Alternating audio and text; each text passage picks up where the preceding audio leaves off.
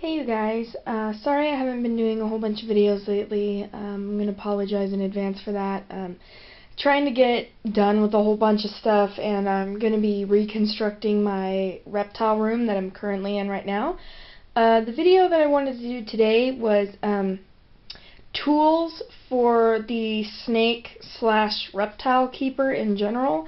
I don't keep a whole lot of lizards or geckos, so I'm not really an expert on stuff like that, but when it comes to snakes and stuff, definitely, because I've been doing snake stuff and owning snakes for 6 years now, so I think by now I'm pretty knowledgeable on different species of snakes.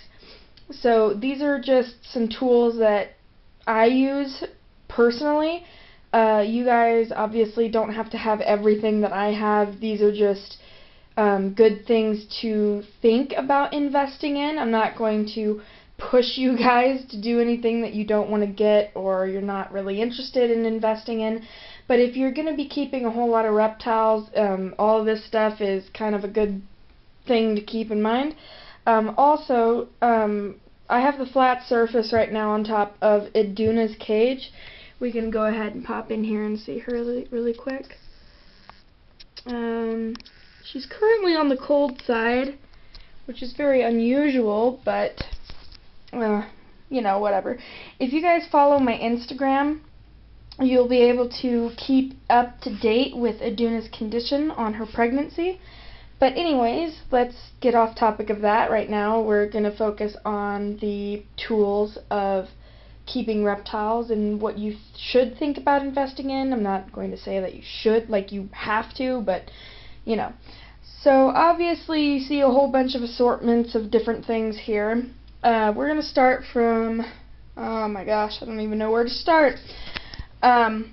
Really good things to have, in my opinion, if you're squeamish about cleaning your snake's cages, you want to invest in some gloves. These are reusable gloves. I got them for $1 at the dollar store, and actually they've been lasting me quite a while, so that's really nifty. If you guys don't like picking up snake poop, I know that I usually don't, especially since, as you can see, I cut my hands pretty good at work, so obviously I don't want anything getting in my wounds when I'm cleaning their cages, so I use gloves for that. So if you guys are squeamish about poop and stuff, then awesome to get some gloves, or disposable gloves. These are just reusable, but I mean, I clean these every now and then, but you can always get the disposable ones too. They work just as well. Also, I have 2 different kinds of snake hooks. Hold on one second. This one's actually kind of broken because the handle broke off and stuff, but it's still usable. This was a 12-inch snake hook, but a couple of these, the brackets fell off, so it's not 12 inches anymore, but you can get these at pretty much any pet store. I mean, they carry them. They're basically going to be in the reptile section. This is for the baby snakes, because obviously they don't have a very far reach when they're babies. I mean, don't underestimate your snake, you guys. But very good thing to invest in, especially if you have a very aggressive baby that you're trying to tame down. Really awesome to have. But I also have my big ass one, which is this one, which is for my bigger snakes. This is actually a 48-inch snake hook. So obviously it's got some length on it, because if my snakes get pissy, I don't want them to tag me. So that's a good thing to invest in. These are just some pens. You don't really have to have them. Just have them because, you know, scissors. I mean, I don't have to tell you what they are. I mean, pens and scissors, you obviously know that they're pens and scissors. I mean, those are just some good things to keep in mind, especially if you have, like, if you buy your feeders in bulk, then I'd recommend getting scissors, or just for anything in general. You would need something to thaw out your mice, which I just use this. It's one of those waters. It's great value. I mean, it's like 88 cents, I believe. Actually, no, I think this one was 98 cents for the spring water. But all I did was, after I used the water after I get, because I usually buy these for my snakes, which they come like this. As you can see, a big jug of water. I usually use these for my snakes only. So this way they have water all the time in here that I can just refill and not have to go back and forth, and this way it's not tap water. But I use this for thawing out my mice. It actually holds it pretty damn good. All I did was cut off the top, and that's pretty much it. I have 3 different types of tongs here. I have my gecko feeding tongs, which these are like 3 inches. They're actually not that big. I mean, my hand is pretty small, so I guess it's about the same, it's about the same size as my hand. So these are just gecko tongs. I would not recommend using these for your snakes because your snakes have farther reach than your geckos do. But those were just for like mealworms and like feeding fruit to my crested gecko or something like that. Just pick it up, and that's pretty nifty for geckos in my opinion, but not for snakes. I would not use this because it's plastic and it can break pretty easily. This one is, I'm pretty sure it's 12 inches. I don't really know for sure. I'm pretty sure it is, though. It's one of the really simple ones you usually get at the pet stores. I use this for my baby snakes, obviously, because they have a smaller reach than my bigger snakes do. And then onto these, which are the hemostat, well, the ones that open up like this. These are for my big snakes, because this is 24 inches. So obviously I can have a good enough reach to where they're not going to attack me. I'm probably going to get a lot bigger ones than these, though, because I have 2 reticulated pythons that would have a really big reach when they're older. So I'd want to have something a little longer than this, maybe not like the 48-inch snake hook, but maybe something a little bigger than this one. But yeah, that's on to the next thing. You don't have to have these here, but I just have them here because they're nice to have. I have obviously a knife, but I would not recommend this to smaller children or anything like that. Not to keep in the snake room or whatever, but I do have a knife in here so that I can cut my vegetables and my fruit and stuff in here, because I do have a mini fridge, which is actually over there, that I keep fruit and veggies in, so I can just cut them up in here and they're nice and fresh. And then I also have a spoon, because the spoon is for distributing powder and all that good stuff, and hand feeding my crested gecko her munchies. So obviously you don't have to have these in here. This is just something that I have so that I'm prepared. I do have a temp gun. You can get these. I got this one online, so I wouldn't really know store-wise where to go for these, but I'm pretty sure you can find them in like a hardware store or something. Basically, you do this, you turn it on, and it reads the temperature, and actually on top of this, it's pretty much 90 degrees. So it's very, very, very useful. Actually, I can use this real quick and show you her temperatures in here real fast. You'll notice that Aduna doesn't have any, she does not have any, she doesn't have a heat panel in here, but she does have a heat mat back there. So, but as you can see, so it's 86 degrees. Her herself, she is 84.3 degrees. Well, now it went to 83, but you pretty much get it. And then back there, it's reading 97, well, 90 degrees. So that's her hot spot is 90, and her cold side's about 85. So, I mean, there's not too much of a drop gradient-wise because she's pregnant, so she needs a lot of heat for her babies and also for herself. So, and I don't want her to exert a whole bunch of energy trying to provide the heat herself. So that's pretty much all that.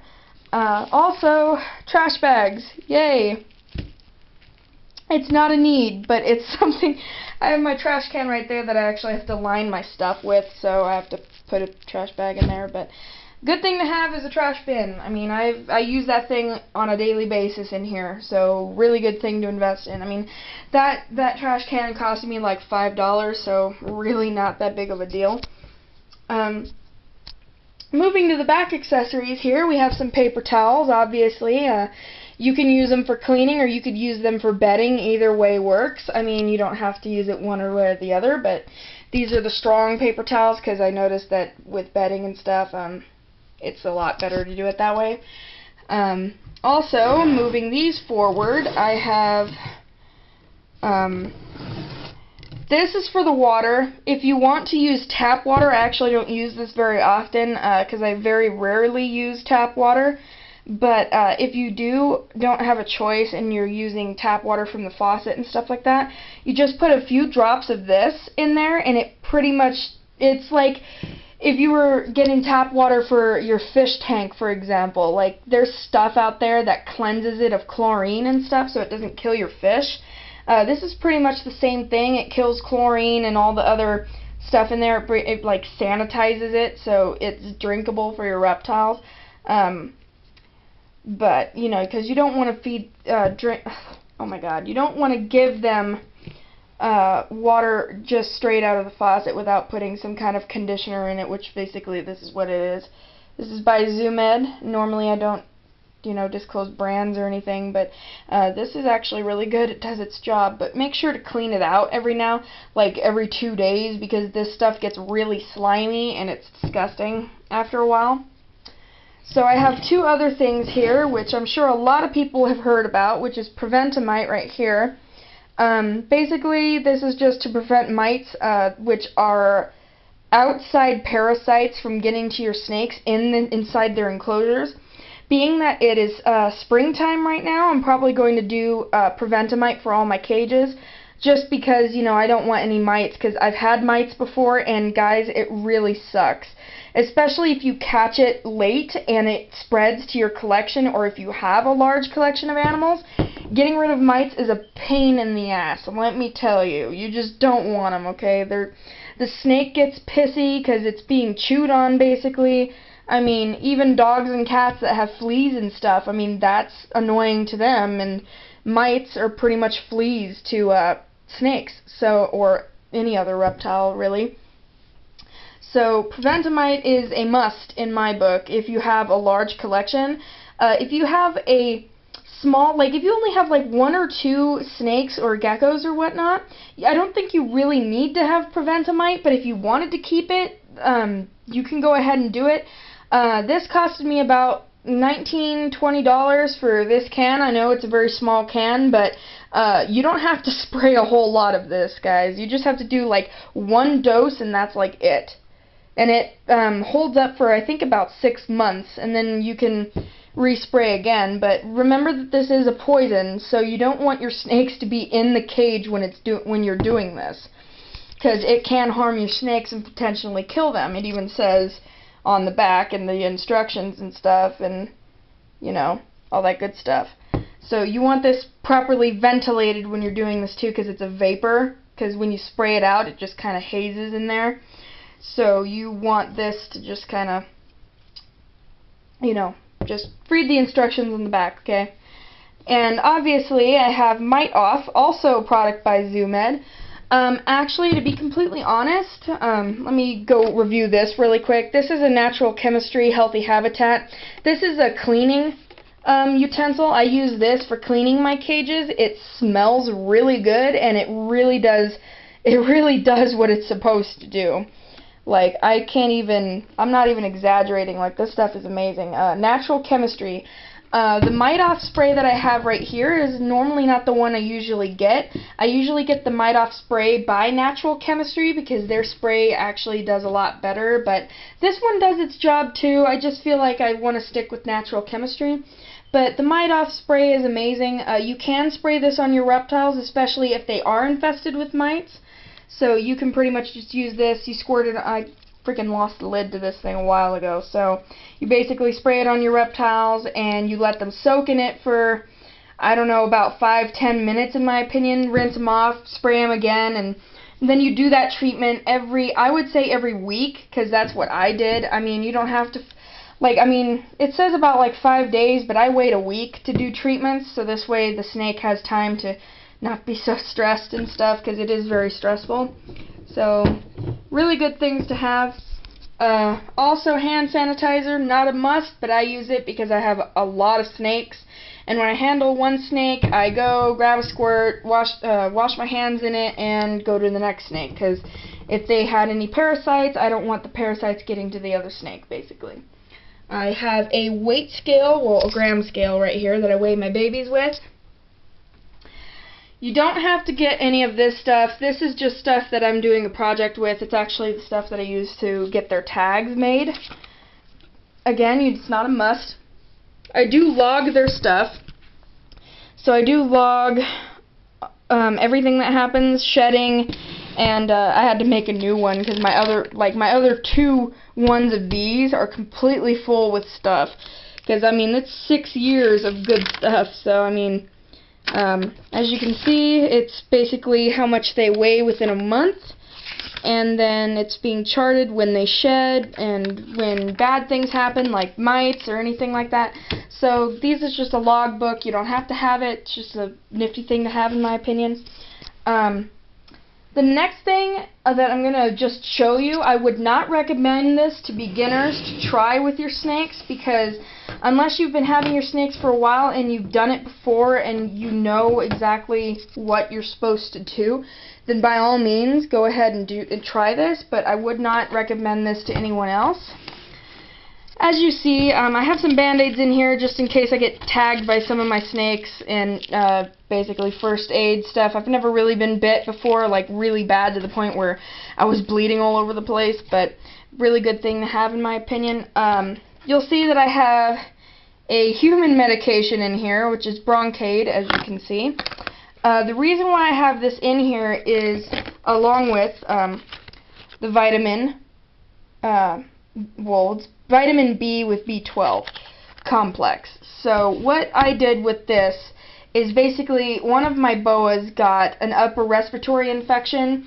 I did not have the money to take the snake to the vet at the time, so what I did was I grabbed Broncaid and the vitamins and also a syringe, and I basically chopped this up into powder. Here, let me, because I have it in a little tube in here.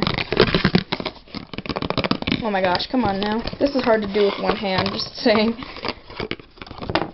So as you see, I have this in a little nifty bottle. It's the powder from the pills. It's not a whole lot of powder because there weren't very many pills left in this to begin with. But this, I only use a very small amount of this for the snakes, especially when they're sick. But obviously I would not try this unless you have done it before. I've done it twice. 2 of my snakes got a upper respiratory infection, and just by leveling out the dosage of what to give them with this, and then I mixed it with the vitamin B complex along with water, and I basically shoved the syringe down their throat, which they did not like very much, but they drank it anyway, and they got better within a course of like 2 or 3 weeks. No, actually I would say about 2 weeks. Yeah, I think it was about 2 weeks that they got better. Very small dosage. It was about maybe 3 milliliters. Again, I would not attempt to do this unless you've done it before. So that's, I just wanted to show you guys that just in case people have done it before, or they've been to the vet and they're like, oh my god, this is way too much. And there are several ways you can help your snake with ailments.